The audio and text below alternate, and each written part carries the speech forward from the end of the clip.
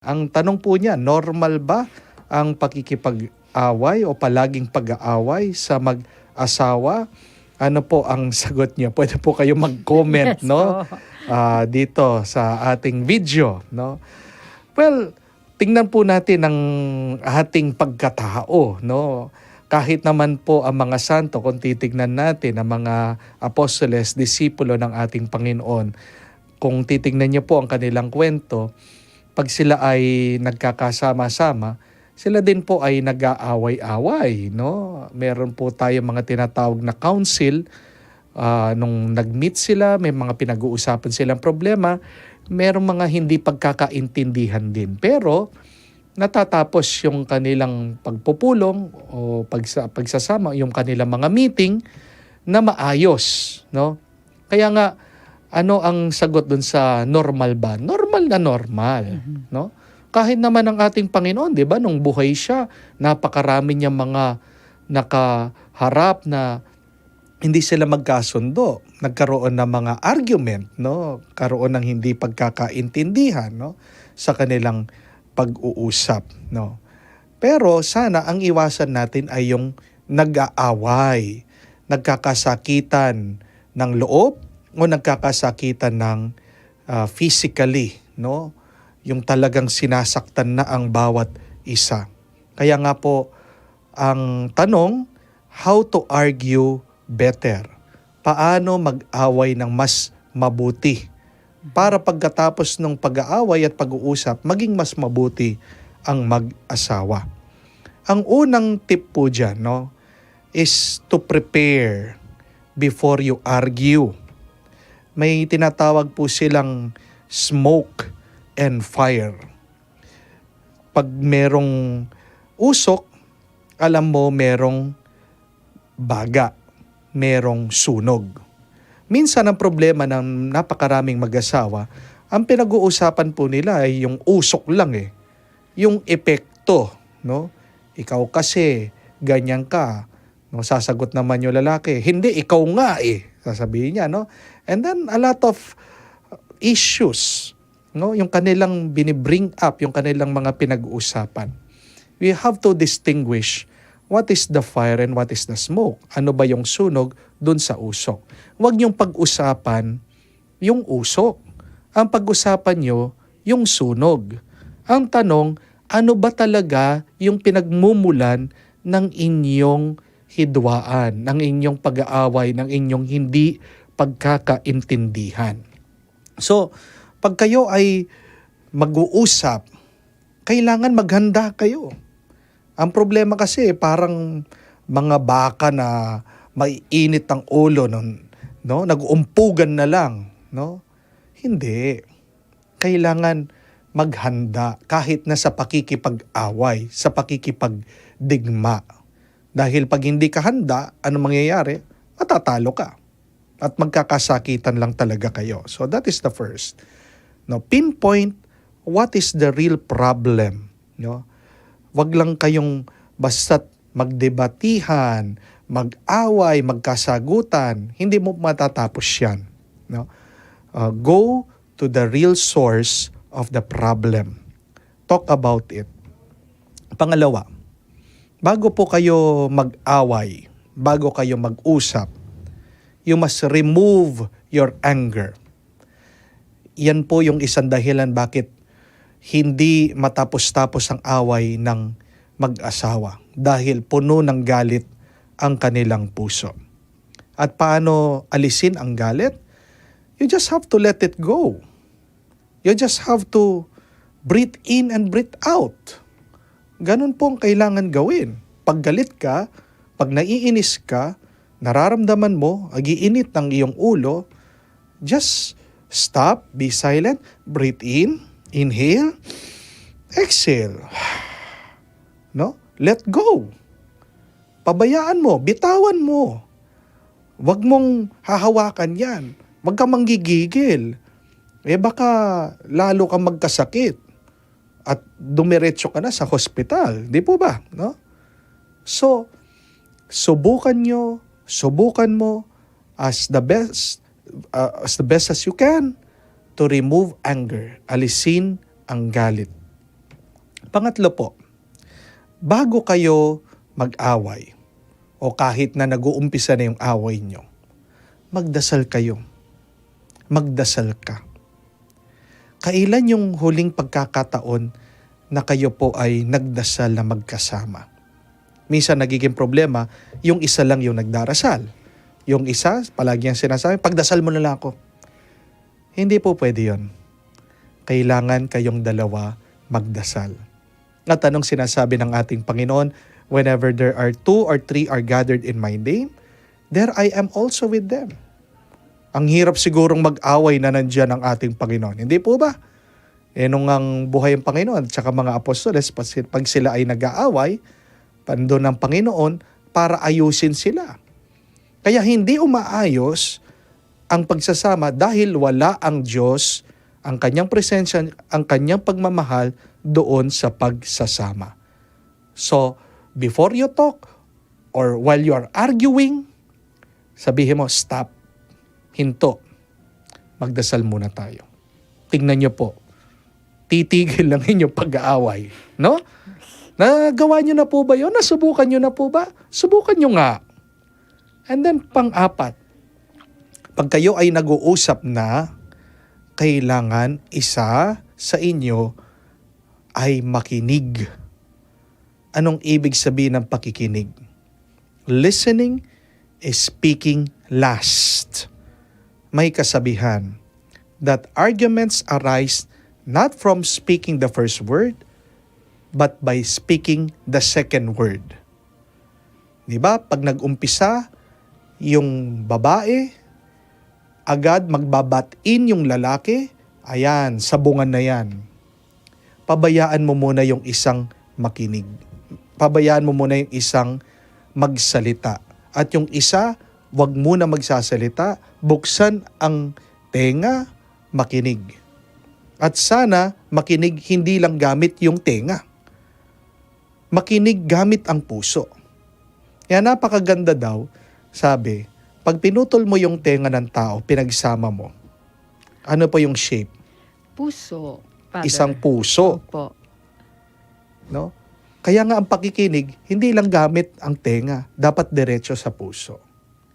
Ang problema na napakarami sa atin, hindi marunong makinig. Pag nakikinig na, nag-iisip, ano kaya yung sagot ko dito? Di po ba? Aminin nyo. Kaya palagi kayong nag-aaway dahil hindi tayo marunong makinig. Magsasalita yung tao, ano kaya yung ika-counter ko dito? Isa pa pong payo, tandaan nyo ito. Para makapakinig kayo ng mabuti, kailangan yung tanungin ito sa inyong sarili. Ano kaya yung matututunan ko dito sa sinasabi ng aking asawa? Ano kaya ang sinasabi niya para mapabuti ko ang aking sarili at mapabuti ang aming samahan? Pero hindi mo magagawa yon kung meron kang ganitong masamang katangian. Kataasan, pride. Because pride speaks but humility listens. Sinabi ko na po yan sa homily. Pag mataas ang tingin mo sa iyong sarili, pag palagi gusto mong patunayan na ikaw tama, sila mali, palagi ka magsasalita, palagi ka makikipag-away, palagi mong pinapatunayan na ikaw ay mas tama kesa sa kanya. Hindi matatapos ang away dahil dyan. Pero pag tinanong mo yon, ano kaya yung sinasabi ng asawa ko? Ano kaya matututunan ko dito? Ano kaya mapupulot ko dito na maganda at mabuti na magagamit ko sa aking buhay? Matatanong mo lang yon at gagawin mo lang yon kung humble ka, kung mapagkumbaba ka. Kaya nga, alisin din ang pride sa puso. Tandaan natin ito para magkaroon tayo ng humility. Tayo ay gawa lang ng Diyos, galing sa lupa. Wala tayong pagmamalaki. At tandaan mo na maiksi ang buhay. Aanuhin mo na uubusin mo ang iyong oras at panahon dito sa mundo na may galit ka sa iyong puso. Yan yung dalawa dapat alisin natin. Galit at kataasan, anger and pride. This will never help us. This will never help us to become happy, to become peaceful in our life. At isa pa pong payo, tanungin din natin ang ating sarili. Diyan sa pag-uusap, diyan sa away na yan, ano ba yung gusto nating maging ending? Ano ba yung layunin? Ano ba yung goal ng argument? Kung yung goal mo, parang patunayan mo na ikaw ay tama, siya mali, kahit na manalo ka, tandaan niyo po ito, talo ka pa rin. Kasi mananatili na galit yung natalo mo. Hindi po ba? So, let your goals be clear in your married life, in your relationship. Para saan ang inyong pagsasama? Para ikaw palagi kang tama? That is not a good kind of a relationship. That is a toxic kind of relationship. Ikaw ay nag-asawa hindi para maging diktador. Di po ba? Ikaw ay kumuha ng asawa, ikaw ay pumasok sa isang relasyon. Kayo ay nagpakasal. Bakit? Kasi mahal mo ang taong yan. At kasama sa pagmamahal ay ang respeto. Di po ba? Kaya nga, be clear with your goal, with everything that you do. Bakit ba natin ginagawa ito? Bakit tayo nag-uusap? Bakit ba tayo nag-aaway? Kung dahil dito magiging mas mabuting ating pagsasama, then go. Pero kung dahil dun sa palagi niyong paulit-ulit na pag-aaway, you become worse, napapasama kayo, then stop.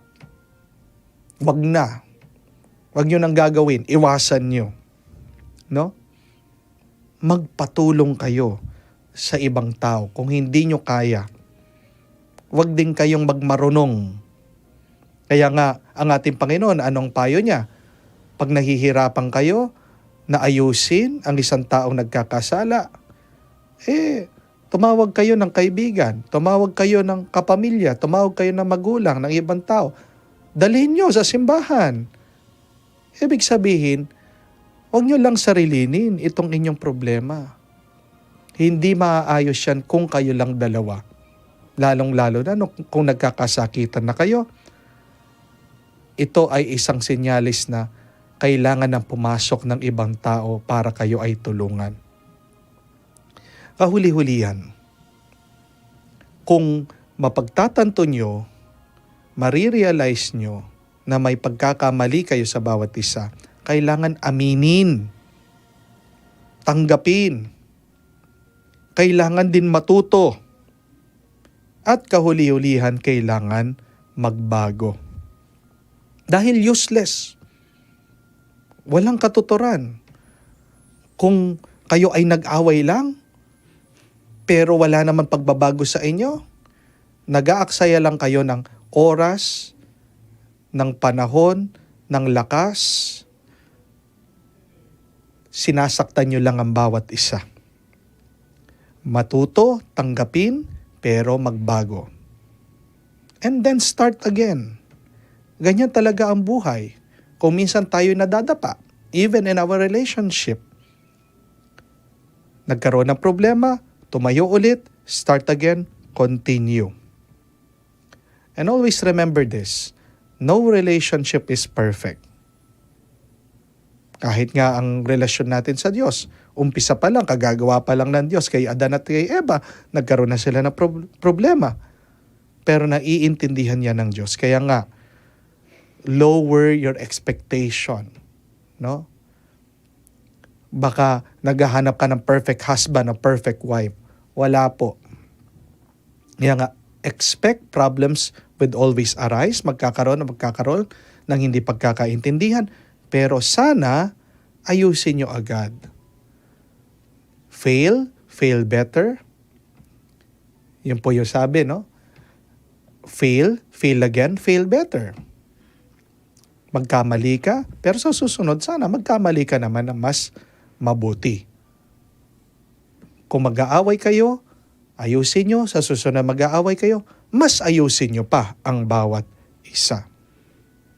Lastly, remember, we are remembered not by our mistakes, but we are remembered with how we correct our mistakes. Maaalala tayo ng mga tao, hindi sa ating mga pagkakamali, pero kung paano natin tinuwid ang ating mga pagkakamali. Kaya, kung man may nagkamali sa bawat isa, sana aminin, matuto, ayusin, mag-umpisa muli. At tandaan nyo yung pangako na inyong binitawan sa bawat isa.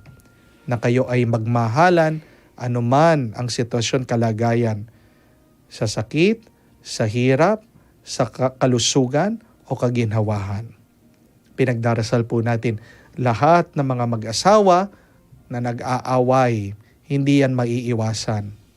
Pero mai-improve, maayos yan. Sana pagdasal nyo din po. We are all praying for you. Maraming salamat po. Kakaluguran, kumusta po kayo? May mga gumugulo ba sa inyong puso at isipan? Nalilito, naliligaw, at malapit ng sumuko sa buhay?